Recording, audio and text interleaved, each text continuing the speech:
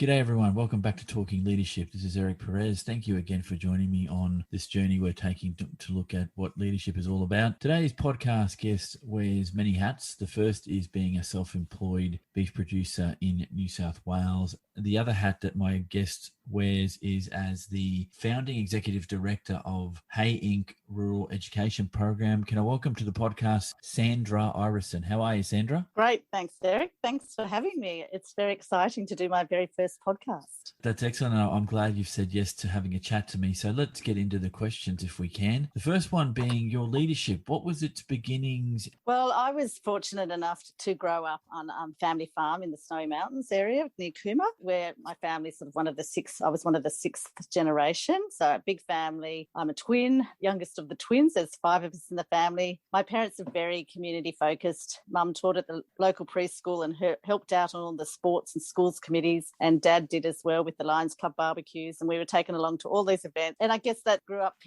instilled in me sort of a opportunity to give back to community, and community being so important. We're part of the Pony Club. We went to the local shows, and we had a great time growing up, and it was very hands-on on our farm. We were out on our horses mustering and helping Dad on weekends. We went to the local high school in Cooma, which was sort of 50 k's away, and an hour on a dusty old bus. And then I was fortunate to gain some work in our local area for a year before heading off to university in Wagga, and then working again after leaving, and then studying at the University of Western Sydney, where I did an agriculture course and degree, and then moved on to working for veterinary pharmaceuticals companies and vets in the sales and marketing area, which was a great experience as well. So that was just all learning experiences. And then I moved out to the Hay district after meeting my husband, Matt, and we have been on our family farm now for 27 years. Could you live in an urban setting, or are you too used to being out on a property? I tried to live in an urban setting. I lived in Sydney for probably 10 months working for CSL, Commonwealth Serum Laboratories, and I lived in Canberra for a while, working for a veterinary company there too. But couldn't live in the city. I had to move to the country. I gave it a go, but definitely was for me. Cities are great to visit, but hate to live there. Sorry. Just picking your brains a bit on the leadership topic. How do you define leadership, Matt, for yourself? I mean, and on this question, and I've decided I'm going to ask this more regularly of my podcast guests, because I've just made assumptions previously that we all had the same understanding or definition to here. So what's your definition of leadership? Well, I think leadership is sort of understanding yourself and surrounding yourself with people that you can support as well. I think leadership is someone who can encourage others, can rally support, can rally communities, can rally people. A big part of leadership is communication, I see, and supporting those around you to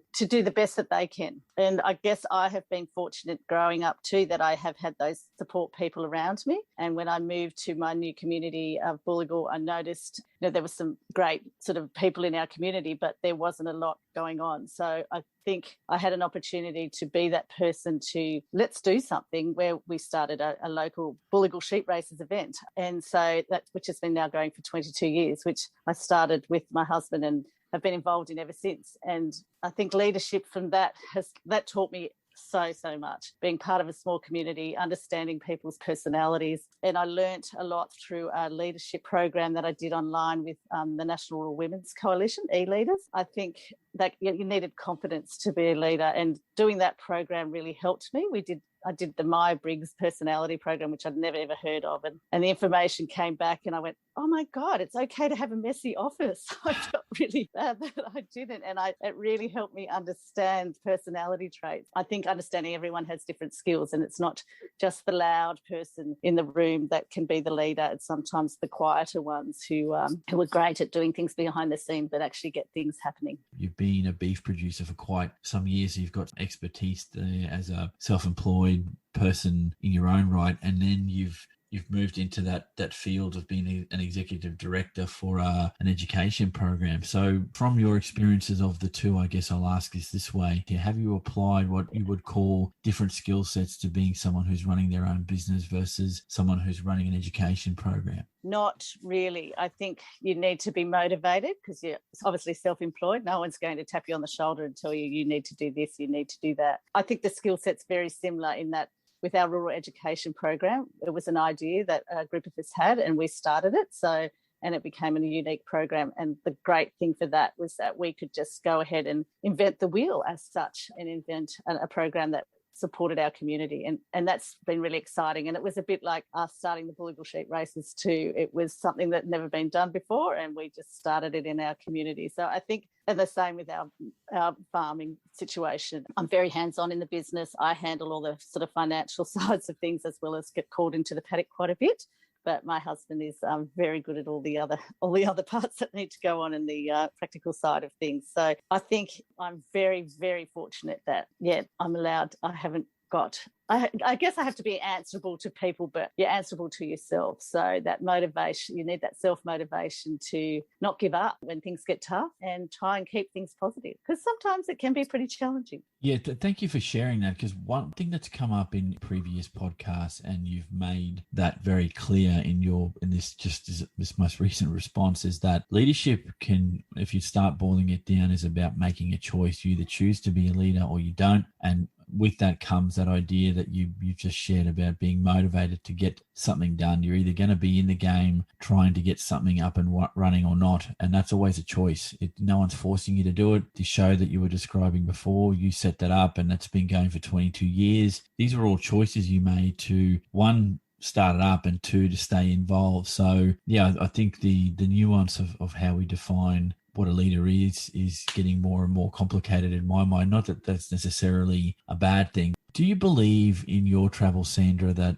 the road of leadership is a lonely one, or as lonely as you make it? Yeah, that's a great question too, because look, it can be a lonely one, but I like how you've added that last bit, as lonely as you make it, because there has been times where, I guess I moved to this community, met lots of young people my age, getting married, having first babies, and then the drought hit, a few issues with, big buy-ups in our community. I turned around one day and realised that 12 of my best friends who'd had babies and grew up at the same time had left our community. So there was that sort of generation of first children that were gone. And that made it lonely, because they were my mates, they were my people that I surrounded myself with, that, they were my support group, and I had to sort of move on. So I looked online, I guess. I was lucky then that the internet had started to come into its own, and I was lucky to be selected to be one of the first e-lead, take part in the first e-leaders program, and that really opened up a big opportunity for me. It gave me skills. I could learn from home. I could still look after my farm, my family, but I think that support, I found a group of other women out there who were doing similar things in their communities, that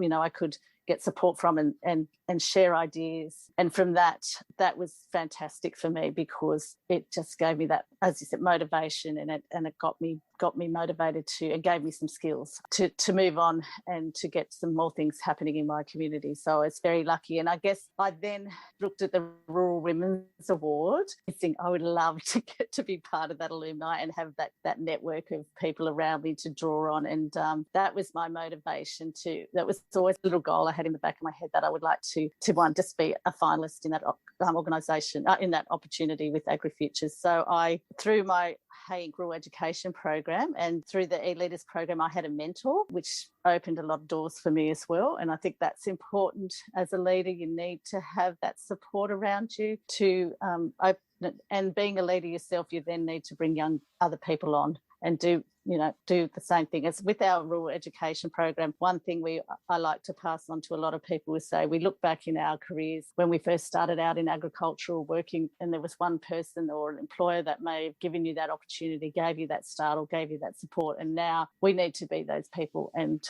give back to those young people and encourage them into agriculture. And I can see some young people in our community and tap them on the shoulder and say, hey, have you tried this? So I was very fortunate to then amazingly win the Rural Women's Award. The timing was perfect. I had a fantastic project with our Hay Rural Education program that I wanted to roll out into other communities. I didn't expect to win. I just wanted to be part of the alumni. But it was great, because I then got to do the project, and all of a sudden opportunities just jumped out at me from these amazing, the exposure that I received from that. And I've learned a lot about having to speak in public, having some great opportunities to meet other people and just to learn from those amazing role models in the community. Thing like success breeding success, and that's an awesome segue, Sandra, into the next topic area, which is measuring success. So I haven't really been able to pick this out of your responses so far. Sometimes the guests give you a bit of an insight into what they might be thinking as far as this topic goes, I guess. So let me ask you, how do you measure success? Well, I had to think about this one, and I come back to it. The best feeling of success is, I have found, at the end of the day, after doing the Bullable sheep races, we organise it all day, and then we all sit down and have a beer and just seeing everyone's smiling faces, bringing the whole community together, and you just go, that was awesome. You know, the success is completing an event, and your team's happy and people have had a great time, and you know, you've ticked the goals that you started out to achieve with your project. And that's something the same with our rural education program. I think the success is seeing these young people move on to careers in agriculture. And I think the success is building other people up and giving them opportunities, whether it's a fun day out at an event to get away from, you know, the challenges of life, or, you know, things in a small community, and bringing community together, bringing people together. And I think that's how I measure success for the things that I do. So, but, you know, there is also recognition for things is great for measuring success, and getting community grants is another great success, because that helps keep things ticking along. And we still need to have all those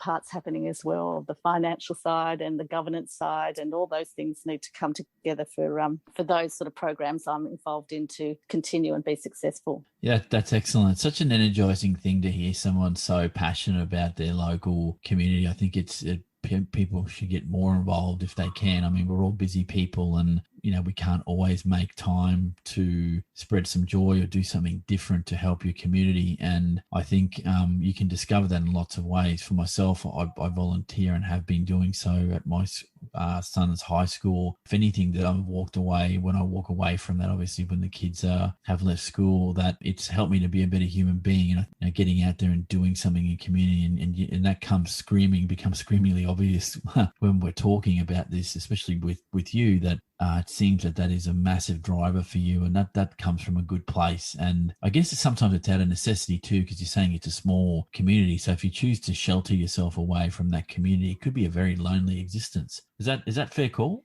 Yes, definitely. I was just about to say that, you know, that those events become your social life. Like, and sometimes I feel a bit selfish in that you put these things on so that you can get out and about and do stuff. So, you know, it gets you off the farm. It gives you another interest. I mean, it's great. You can, you know, there's always something to do on a farm. Wanting to be around other human beings is just being a human being. We're social animals by design. And so being on a farm, or in the industry that I work in my day job, which is the commercial seafood industry, these are men and women that are out doing their jobs very much on their own in rural and remote parts of the coast that nobody really gets to, and I can fully understand where you're coming from. So look, let me ask you this. You've mentioned it a few times, that it seems that communication and that ability to bring people together are some key leader capabilities that you find important, and you've said as much in this podcast. Are there any other capabilities, Sandra, that you believe are critical to being an effective leader? I think you need to have empathy. You need to understand people's personalities too, which, you know, can be a bit hard, and you need to learn how to do that. I think, you need to nurture people to be part of your team. So I think as a leader, you don't want other people in your team to do anything that you wouldn't do yourself too. So I think you need to sort of be a good role model, but you then also need to be able to delegate so that they can have opportunities. You don't want to just take over. Be prepared to let others make mistakes so that they can learn as well, because if you give everyone the answer, what the hell is the point of having a go at something? Does that ring true for you? Absolutely. You've articulated it very well, Eric. It's something, and yeah, there's so many examples in that this Bullable Sheep Races community. We had young couples that moved into our community, just got married, and we stepped back and made them secretary and president. We've done that 3 times now over the last 20 years. We've still been on the committee in the background, helping on the day, you know, doing bits and pieces. Like, I'll do the PR stuff because I had the connections and the networks there. But and it's so rewarding too, because you've palmed off a few jobs, but it's not always about that. But you've seen them grow in it and develop their skills too. It's sometimes about that. Having worked in many careers myself, sometimes you've got to just share the workload. And it sounds like with your experience, you're now at the point where you're a leader / mentor, and you're giving others the chance to do it as well as get their hands dirty. And spending time doing the job is sometimes the best teacher, because I'm assuming as those new couples have moved in year on year and they're getting better at what they're doing, you see them grow and nurture others to do the role. Do you see that as you've gone along, Sandra? Yes. Okay. Yes, I do, which is great. And I think it's that. And I've seen, people in my community when I first moved here, and they're my role models too, who were the drivers of our local little school and keeping it open and getting it open and wonderful things like that we've done over the years. And I think, well, they did it for us, and we get the benefit of what they've done, involved in the Isolated Children's Parents Association. And there's some amazing people that have been on that organisation for years, and the lobbying that they did for us for education resources and opportunities for our children. Their children never got to receive the opportunities, but ours did. So, you really appreciate that people have stepped up for us, and we're now receiving those benefits. So, and, doing that for the next generation as well. And I can definitely see that, and getting young people to see that too. And that's where, as you said, it is becoming a bit of a mentoring role, and you need to tap them on the shoulder, because you don't have the confidence to go and, hey, I'm going to join your committee and I'm going to be your president. You need to encourage and support and teach them, because it's not something you may know how to do straight away. I think if someone tapped me on the shoulder if I was living in a rural community and said, well, you're now the treasurer of this group, go and prosper, I'd be like, yeah, nothing like being thrown in the deep end, thanks very much. And I guess it's at those points that you find whether somebody is going to make that role their own, or if they step back and go. And like I said before, and this is another learning that I'm getting out of the talking to all of my podcast guests, is that you really are making a choice. If you're going to lead, you're going to mentor, you're going to bring up that next generation, or your succession planning, it's about making a choice to do that. And some people will grab that by the scruff of the neck and do something about it, or they'll just not, and nothing really changes. The nature versus nurture issue. So in your estimation, Sandra, are leaders born or made? Oh, this is a great one. I've had a really big think about this. I do think they are born. I do think that this might be hereditary in there. I guess I look at genetics on cattle and things, so I do look at genetics and see, traits and things like that. But I think they need to also be nurtured to reach their potential. So in the right environment. So I do think there needs to be that instilled passion, perhaps, which may come from the nurturing, the nature. For the leader to be an effective leader, they need to be nurtured. There needs to be support with skills or learning along the way, or role models or mentoring. Yeah. Well, I got that one very, very wrong. I would have gone for you and said that you would have said it was only made, not born. But that's interesting. I guess that comes from your experiences being a beef producer and seeing that from birth to death, seeing those genetic traits in those animals, and does that transfer to people? And it makes for an interesting conversation, because with this particular question, there is absolutely no right or wrong. I think you could write papers either way to make a case for one, the other, or some hybrid of the two. I just want to pick your brains a little bit and get your perspective on this. One of my previous podcast guests, so I was speaking to Mike House, who suggested that it's more than just the binary, are they made or are they born, or potentially a combination of the two. There's two additional elements, one being that issue of choice. Do you choose to be a leader or don't you? And the next one, which I thought was very interesting, and comments on either would be great from you, Sandra, is being a lifelong learner. That leadership in its truest sense is about being able to learn all the time and be able to take information in and pick the bits out that suit you potentially, and then apply it in the context in which you work. What's your perspective on that, mate? That's so true, lifelong learning. And as you said, picking the bits out and putting them into your situation for you. I'm learning all the time. And it's my community involvement and my being on committees and working in the local community and jobs that I've done that how I've learned. I've now got some amazing media contacts just from trying to tell a story in our local community about sheep racing.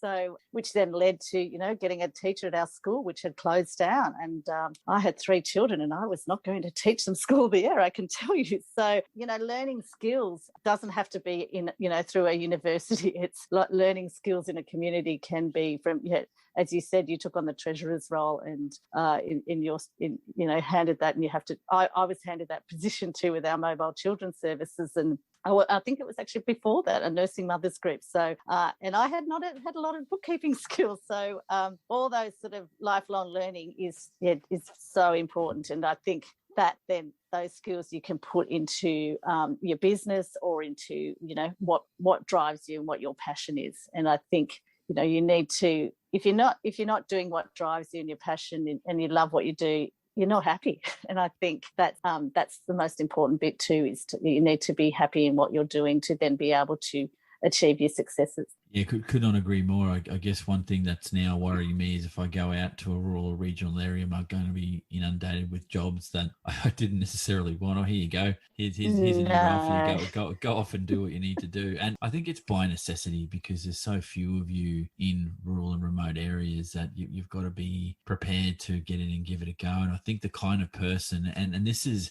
I would assume, and again, it's only an assumption, that people that live in rural remote areas or on cattle stations or out in the middle of nowhere have a certain personality type or a certain view of the world that I'm just going to get in and do what needs to be done. And that's just the way it is because of the nature of where I am. Does that ring true for you, Sandra? I think so, because the people out here, it's pretty tough. You can go through some pretty tough time. You have to be pretty resilient, and they're doers. They're go-getters. If they can't handle living out it, they won't live out here. So, they get in and get things done, and whether it's for the benefit of their business or the benefit of their community, they're doers, they're goers, because it can be a challenging work environment. So, yeah, I agree with that. It's an amazing group of human beings that can do what you guys do out in the middle of nowhere. I'd have to put my hand up. I couldn't do it.